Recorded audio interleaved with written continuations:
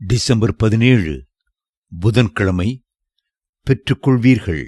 ஆதலால் நீங்கள் ஜெபம் பண்ணும் போது எவைகளை கேட்டுக்கொள்வீர்களோ அவைகளை பெற்றுக்கொள்வோம் என்று விசுவாசியுங்கள், அப்பொழுது அவைகள் உங்களுக்கு உண்டாகும் என்று சொல்லுகிறேன். மார்க் 11:24. கர்த்தர் நம்முடைய ஜெபத்தை கேட்கிறவராயிருப்பதுடன் அதற்கு பதிலளிக்கிறவருமாயிருக்கிறார்.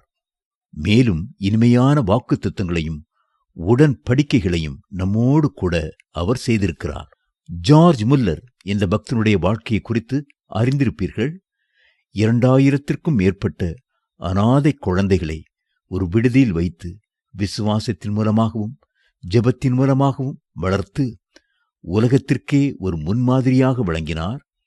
ஆனால் அவருடைய வாழ்க்கையின் துயரப் பகுதி பலருக்கும் தெரியாது.